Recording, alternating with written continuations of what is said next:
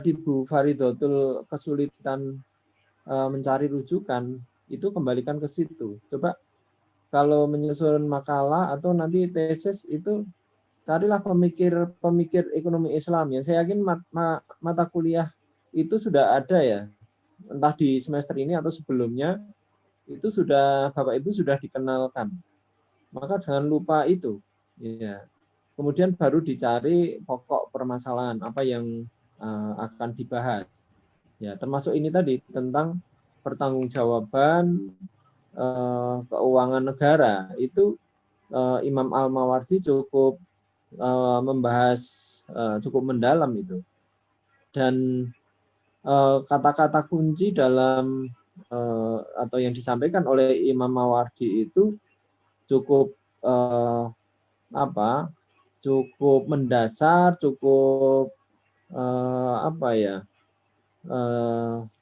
sudah sesuai dengan arah dari ajaran Islam itu sendiri. Misalnya tentang ketika berpikir ekonomi itu tentang kesejahteraan masyarakat.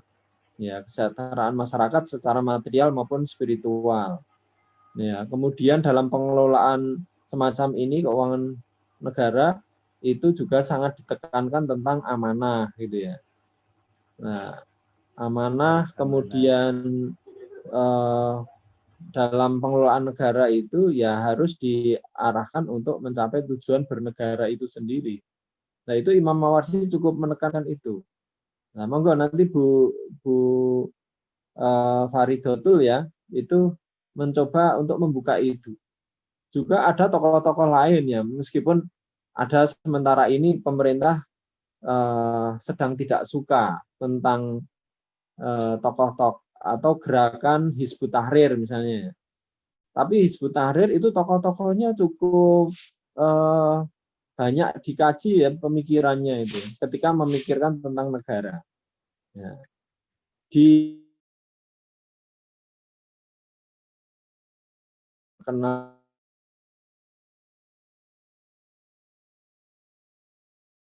ada Abdul Qadim Zalum. Ya. Abdul Qadim Zalum itu memikirkan juga tentang masalah ini, ya, tentang pertanggungjawaban keuangan negara. Nah, silakan nanti dikaji Ibu. Misalnya Ibu mencari makalah atau artikel jurnal yang hasil pemikiran Abdul Qadim Zalum. Ya. Itu mungkin berupa tesis atau disertasi. Nah, nanti di sana Ibu bisa melihat bagaimana pemikiran beliau. Ini orang dari Palestina itu cukup cukup bisa dipakai untuk rujukan lah, untuk rujukan yang tidak kalah untuk ditandingkan dengan tokoh-tokoh lain. Meskipun ini belum begitu populer ya. Silakan nanti Ibu untuk melihat dengan cara seperti itu, pemikiran siapa gitu ya. Pemikiran siapa, terus nanti di dalamnya itu Ibu bisa melihat. Nah, tentu saja kita tidak melupakan Muhammad Baqir Sadr. Muhammad Baqir Sadr yang juga mengemukakan tentang bagaimana Islam itu berpendapat atau menugaskan negara untuk menyediakan kebutuhan hidup rakyat. Nah, itu pemikiran Baqir Sadr. Juga Haduri itu juga meskipun beliau itu fuqaha klasik, itu juga tidak melupakan memikirkan tentang bagaimana negara itu bertugas untuk memenuhi kebutuhan rakyat. Nah, itu banyak kok tokoh-tokoh seperti itu, Ibu. Kalau Ibu belum tahu ya caranya seperti itu. Mungkin Ibnu Taimiyah juga dicari juga. Nah, Ibnu Taimiyah itu juga memikirkan tentang bagaimana harusnya negara itu di samping memenuhi kebutuhan dasar, itu juga negara harus secara menyeluruh itu memikirkan kehidupan rakyatnya atau masyarakatnya. Nah, maka kaitannya dengan itu, khususnya dengan yang Ibu bahas, itu Ibnu Taimiyah juga mikir juga tentang bagaimana keuangan publik. Nah, silakan saja Bu, nanti dikaji lebih mendalam ya. Terutama kalau Ibu mau meneruskan ini mungkin menjadi tesis mungkin ya. Kalau tugas ini ya, kalau ingin lebih bagus nilainya diperbaiki, ditambahi lah pemikiran tokoh-tokoh seperti itu tadi. Tapi kalau sekedar ini ya sudah nggak apa-apa. Sekedar lulus nggak apa-apa. Baik, itu silakan Bapak Ibu, nanti saya banyak ngomongin jadinya nih. Pak, tapi saya mau tanya, artinya sebenarnya kalau dalam prakteknya atau dalam apa ya, kalau di pemerintahan Indonesia itu belum dilaksanakan gitu Pak, atau masih itu pertanggungjawaban secara Islam itu masih dalam konsep seperti itu Pak, atau gimana? Soalnya saya kok Ya nggak ketemu kalau gitu. sebenarnya yang dijalankan pemerintah Indonesia itu sepanjang tidak melanggar kode-kode, ya bisa dikatakan kode etik atau kode etik dari sisi hukum Islam ya tidak masalah. Bahkan asal ini ya, saya kan selalu mengingatkan bahwa dalam berekonomi itu yang penting menghindarkan 5 hal. Nah, 5 hal itu ya, zalim, terus horor, maisir, riba, haram, ya asal hal-hal itu dihindari ya nggak masalah. Bahkan Islam mempersilahkan umatnya untuk berkreasi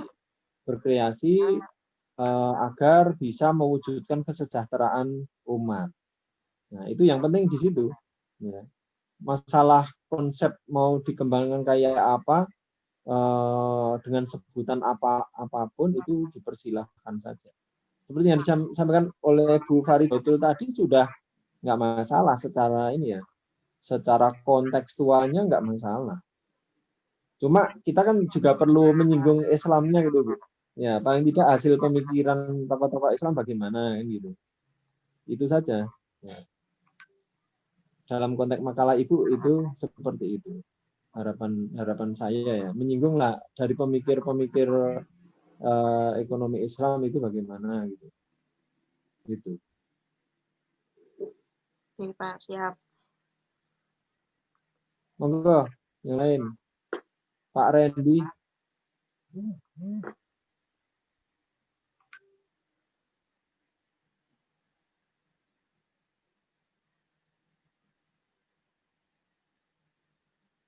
Monggo.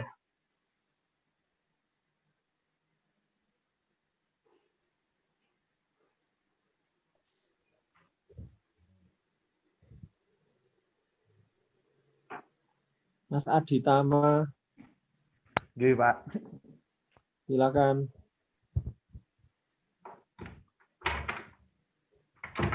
Oke, saya menyambung sedikit aja dari yang disampaikan Pak Ayus tadi ya. Mungkin salah satu tokoh yang tadi saya dengar salah satunya ada Ibnu Taimiyah gitu Pak. Ya. Nah, dalam pemikiran Ibnu Taimiyah kalau tidak salah ada karya beliau yang judulnya Al-Hisbah fi Al-Islam.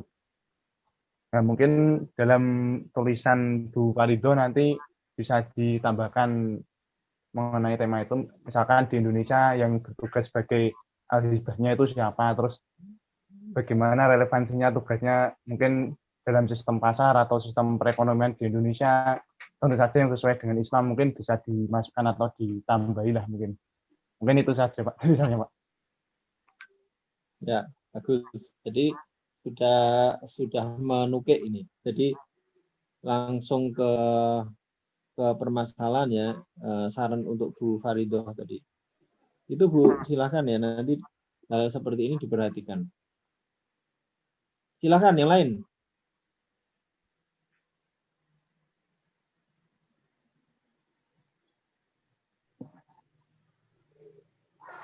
Mas Ulin.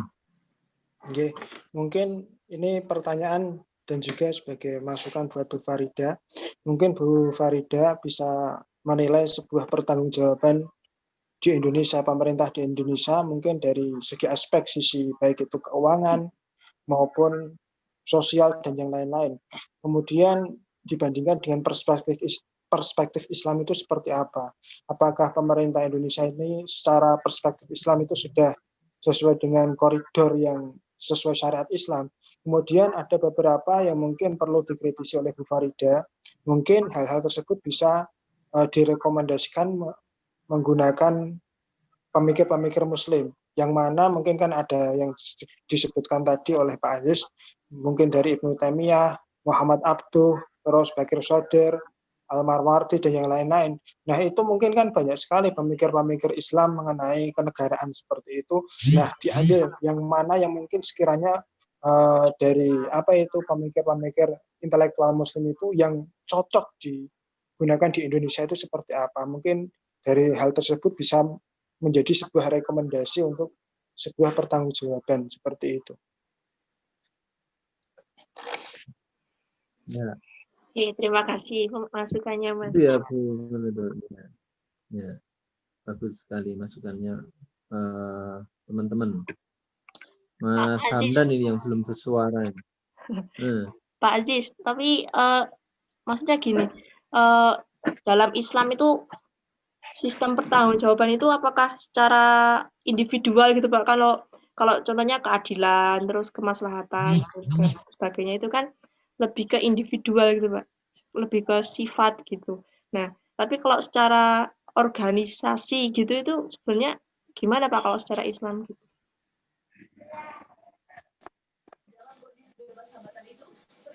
Dalam konteks negaranya ya. Ya, dalam konteks Ya kita nanti yang jelas Islam itu kan sudah kita pahami sebagai agama yang komprehensif ya, yang menyeluruh dalam segala aspek, tidak memilah-milah ini urusan negara, ini urusan pribadi kan gitu ya. Maka secara pribadi Islam menekankan harus pengelola negara itu orang yang memang betul-betul amanah gitu ya. Sifatnya sesuai dengan karakter yang sudah ditetapkan Islam. Ya, paling tidak atau secara umum itu memenuhi sifat-sifat Nabi itu ya, sidik, amanah, tabligh, fatona. Nah, itu secara pribadi.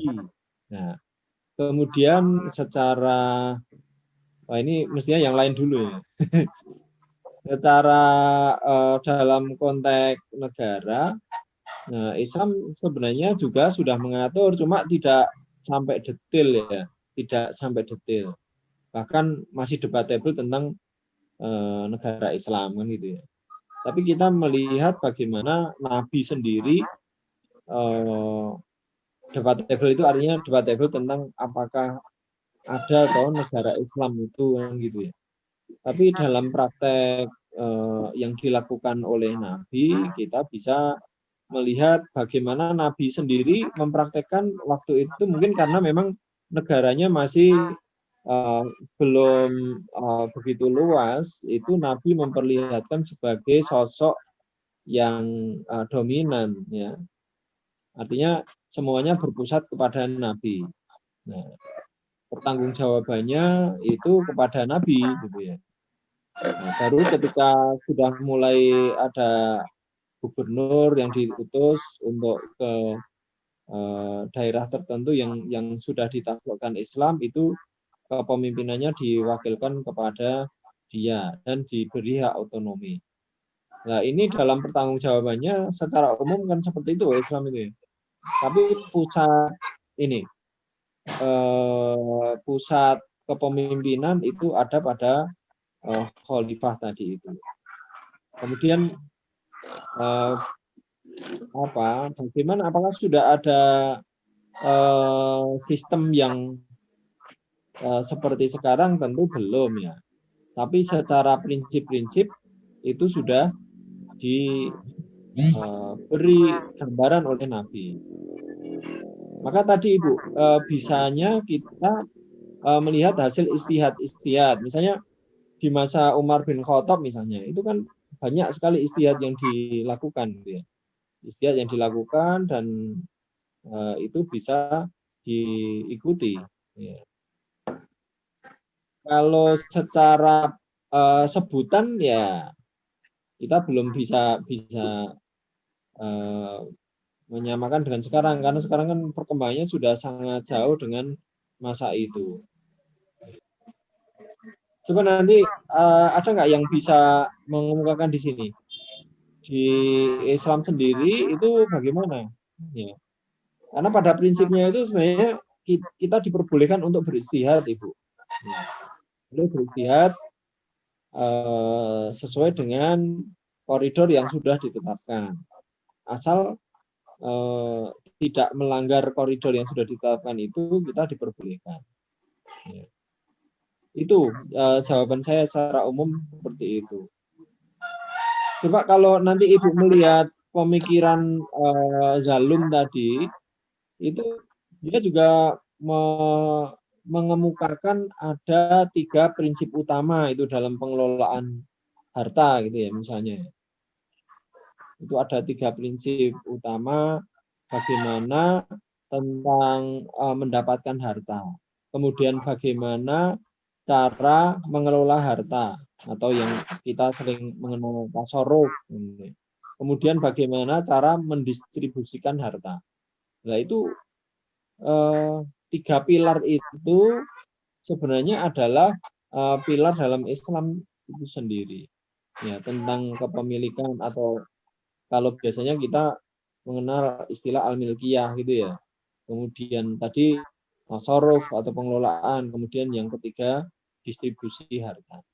Nah, ini semua dalam Islam sudah sangat menekankan semuanya itu harus melalui prinsip keadilan. Nah, ini maka seperti ini yang dikemukakan oleh para ahli inilah yang bisa kita rujuk gitu ya. Kita rujuk.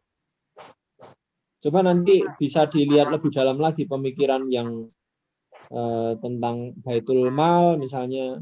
Ya, itu kan dalam konsep untuk ini ya, untuk kaitannya distribusi atau apa itu ya, mengumpulkan kemudian mendistribusikan gitu ya. Itu Zalum memikirkan itu dalam kitab yang dia karang itu. Judulnya Al-Amwal Daulah Al-Khilafah itu kitabnya itu. Silakan aja nanti dicari. Itu, monggo yang lain kalau mau nambahi. Ya.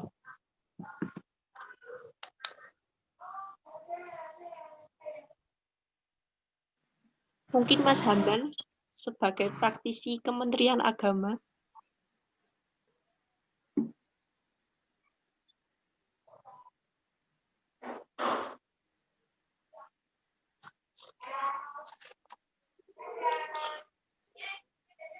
Yang jelas di masa Nabi itu Baitul Mal itu sangat ini ya, sangat dominan gitu. Baitul Mal. Kalau mau kita ngikut itu ya Baitul Mal itu yang. Nah, coba amati hari-hari ini lagi mulai ramai ini tentang bank syariah itu ya. Bank syariah di Indonesia yang mau di merger, kemudian ada perbedaan pendapat ya. Nah, kalau kita orang akademisi itu menganggapnya perbedaan pendapat, bukan perpecahan gitu. Di kalangan Muhammadiyah akan tidak ikut dalam arus itu. Ya. Artinya bank Islam yang akan dibentuk itu Muhammadiyah tidak ikut karena alasan nanti kekayaan itu berputar di kalangan orang-orang kaya gitu. Saya belum membaca detail, tapi sekilas saya membacanya itu. Kalau pemikiran yang dari pihak pemerintah yang saya tangkap, terutama dari kalangan perbankan Islam, saya belum lama ketemu dengan kepala cabang BSM Salatiga, itu mengemukakan alasannya kenapa kok di merger itu dalam rangka untuk menandingi bank Islam yang ada di negara-negara lain. atau ikut berkompetisi lah. Kalau di merger itu nampaknya baru bisa Bank Islam Indonesia ini bisa bersaing di tingkat Asia, kayaknya begitu itu dasar pemikirannya. Ya. Tapi baru proses nampaknya Muhammadiyah tidak setuju dalam proses ini. Karena dia ingin membuat bank yang berpihak pada UMKM. Nah, itu alasannya seperti itu. Yang saya tangkap baru sekilas seperti itu. Ya monggo, saya jadi banyak ngomong ini. Izin masuk, Pak. Silakan. Mbak Farido, izin masuk. Silakan, Mas.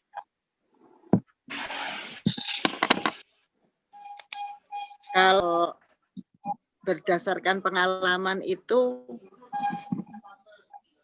pemeriksaan itu kan erat dengan istilahnya audit itu kan salah satu bentuk aktivitas akuntansi.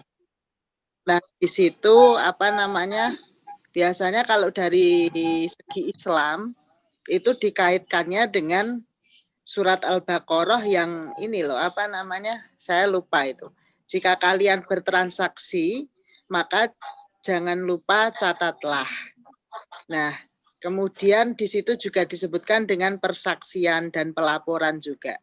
Maka kemudian aktivitas audit itu juga aktivitas audit juga merupakan sudah ada landasan dalam Al-Qur'annya. Surat Al-Baqarah yang ayat-ayat terakhir di juz berapa itu? Juz 3 ya, juz 3 awal. Itu bisa dicari yang paling panjang ayatnya. Nah, itu. Saya lupa itu ayat berapa. Nah, kemudian kalau kaitannya dengan tambahannya Pak Hadik tadi tentang apakah partai politik itu didanai? Iya, partai politik itu didanai APBN, Pak. Partai politik itu didanai APBN sekian rupiah per suara yang diperoleh. Jadi itu ada. Jadi setiap tahun partai politik itu menerima itu. Jadi terakhir sih kabarnya 2.000 per suara, 2.000 rupiah per suara perolehan di pemilu legislatif. Jadi seperti itu.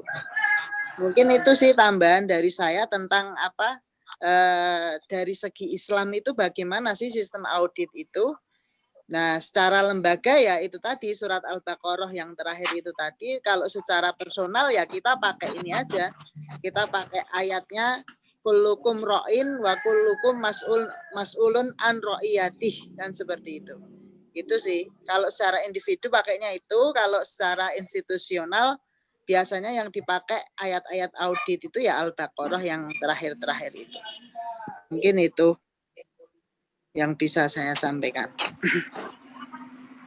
Ya, ayatnya idza tadayantum biqaumin ila ajalin musamman faktubuhu. Itu ya Mas Samlan. Ya, leres Pak. Ya, monggo silakan yang lain.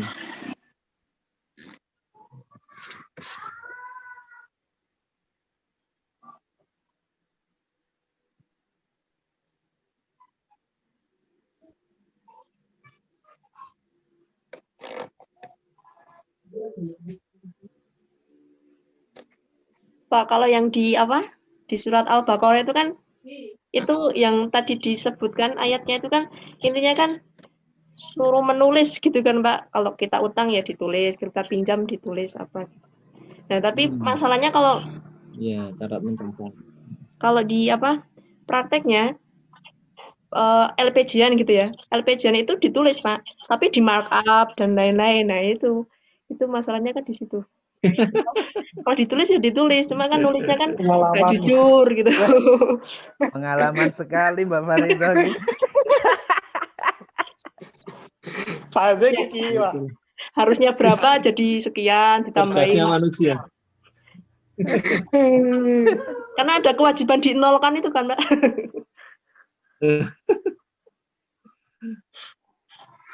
Makanya yang 5 hal itu salah satunya kalau di konteks ini apa itu? Dalam konteks markup itu termasuk apa itu? Dolim itu ya. Iya. Dolim ya. Nah, kita memang kalau sudah sistem itu berat ya. Nah, Kalau sudah sistemnya itu sudah dirusak, ya itu berat. Tapi sebenarnya kita itu mau memperbaiki, mau sistemnya apa individual pelakunya tuh? individunya Kalau tapi kalah sama Semuanya, Pak. sistemnya sudah Semuanya sebenarnya. Perlu pembenahan. kalah sama sistemnya, Pak. akhirnya kan gitu ya. Nah, iya. Nah itu, maka Islam itu ya tidak segan-segan apa, tidak berhenti untuk memperingatkan terus gitu ya, diingatkan terus, lupa ingat, ingatkan lagi, lupa ingatkan lagi. Nah, itulah manusia. Ya. Kalau dari individunya sebenarnya pengen jujur, Pak. Oh, ini habis segini, tadi habis beli apa ditulis segini, oke. Tapi kan dari atasnya ini harus dihabiskan, kalau nggak dihabiskan nanti ditarik kembali atau wah ini harus dinolkan, kalau enggak nanti gimana-gimana. Nah, itu kan berarti kan sistemnya, Pak. Padahal sistem itu sudah mendarah daging, sudah membudaya harus seperti itu gitu. Nah, kalau kita mau istilahnya apa? Harus prinsipal banget, wah ya nggak bisa ini gini-gini ya, malah kita yang kalah kan, Mbak. Gimana? Prakteknya kan gitu. Nah ini yang nampaknya pendapat yang salah juga itu di kalangan masyarakat, sudah kaprah itu. Kalau sisa itu dikembalikan itu anggapannya tabu, itu yang nampaknya ini ya prinsip yang perlu dibenahi. Karena sebenarnya kalau dikembalikan itu ya nggak masalah. Negara itu kalau memang cuma nanti ada penilaian lain, misalnya kinerjanya kurang bagus karena tidak bisa ngajukan sendiri kok tidak bisa memanfaatkan kan gitu itu. Jadi ya akhirnya kita itu kadang-kadang berlomba-lomba tapi kemudian terus mengedepankan hawa nafsu. Berlomba-lombanya bukan berlomba-lomba buat apa? Fasabiqul khairat ya. Tidak berlomba-lomba untuk kebaikan tapi berlomba-lomba untuk mencapai prestasi ya, tapi prestasinya dengan cara yang tidak benar. Nah, itu maka lagi-lagi kita harus ingat dari peringatan-peringatan yang disampaikan oleh Allah dan Rasulullah tentang korupsi misalnya, itu di Al-Baqarah 188 itu kan ayatnya jelas itu, wala ta'kulu amwalakum bainakum bil batili itu dan seterusnya itu ya. Nah itu jangan makan dengan cara yang batil. Nah tadi batil apa enggak itu? Akhirnya ya batil gitu ya. Nah ini memang tantangannya berat ya, kalau kita sudah pada posisi memutuskan itu banyak aspek yang dipertimbangkan. Tapi ya akhirnya kita berikhtiar maksimal, berdoa dan tawakal akhirnya. Kalau memang nggak bisa menghindari ya gimana lagi. Tapi kita minimal kita tidak setuju dalam hati gitu. Itu aja Bu. Bisanya. Siap. Tapi kalau hati aja sudah ikut, ya udah saya juga ikut aja. Ini juga mau nggak mau harus begitu. Nah, akhirnya kita sudah lemah imannya itu. Itu aja. Ya kita mau sampai jam berapa ini? Sampai 5:30 ya. Kalau sudah nggak ada, ini diakhiri dulu Bu Faridatul. Oh iya. Mungkin kita akan diskusi untuk kuliah terakhir ya Bapak Ibu. Ya, ditutup dulu Bu Faridatul. Ya. Terima kasih Bapak Aziz dan teman-teman sudah berpartisipasi dalam presentasi kali ini. Terima kasih juga udah menambahkan, nanti saya revisi makalahnya gitu. Mohon maaf kalau ada salah. Assalamualaikum warahmatullahi wabarakatuh. Waalaikumsalam. Monggo Pak. Baik, itu Bapak Ibu perkuliahan kita karena dibatasi oleh waktu fakultas tanggal 25 itu kuliah terakhir, bahkan maunya kalau rektorat itu sudah nilainya sudah muncul tanggal 25. Maka untuk yang belum presentasi saya persilahkan nanti dalam bentuk PPT yang diberi suara ya Bapak Ibu. Kalau bisa, kalau tidak ya tidak diberi suara. Tolong di grup diposting, kemudian ada komentar-komentar, kemudian di akhir semuanya atau dimulai dari sekarang merintisnya itu semua tugas itu tolong dijadikan satu oleh koordinator ya, jadikan satu, mungkin dimasukkan ke Google Drive atau gimana, linknya dikirim ke saya ya, supaya saya lebih mudahkan. Kemarin kayaknya sudah ya dikoordinir sampai pertemuan ke-9 kalau nggak salah itu diteruskan saja. Baru sampai berapa? Baru sampai Mas Aditama Dewantara. Yang terakhir yang saya kirimkan ke Bapak. Oh iya. Ya itu diteruskan. Nanti kemudian sampai terakhir semuanya. Insya Allah lulus semua, tinggal nilainya berapa itu tergantung makalah dan keaktifan. Ya. Kalau protes boleh japri. Tapi saya tentu akan memberi nilai yang bagus untuk mahasiswa pasca. Itu saya kira nanti kalau sudah tidak ada kesempatan untuk pertemuan ya kita akhiri di sini. Kalau masih ada kita usahakan. Yang jelas saya sampai detik ini saya minta maaf karena mungkin dalam proses pembelajarannya tidak maksimal sesuai kondisi normal. Nah, ini baru aja Pak Rektor itu kemarin posting tentang ini Kemenak Pusat mempersilahkan untuk adanya kuliah yang langsung ya, tidak daring ya. Tapi dengan memberlakukan protokol kesehatan yang ketat. Nah, tapi sesuai kondisi daerah masing-masing. Nah, nggak tahu nanti perkembangannya bagaimana, kita ikuti saja.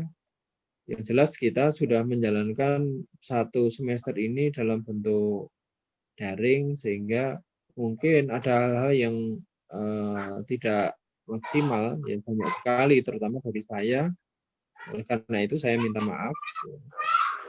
Dan Bapak Ibu selalu sehat, Pak Samsul juga segera sehat, beraktivitas normal kembali. Kita saling mendoakan Bapak Ibu. Kemudian mudah-mudahan ilmu Bapak Ibu berkah selalu. Nanti bisa bermanfaat dalam kehidupan Bapak Ibu selanjutnya. Saya kira itu dulu. Selanjutnya kita ikuti perkembangan selanjutnya. Terima kasih. Assalamualaikum warahmatullahi wabarakatuh. Waalaikumsalam warahmatullahi wabarakatuh.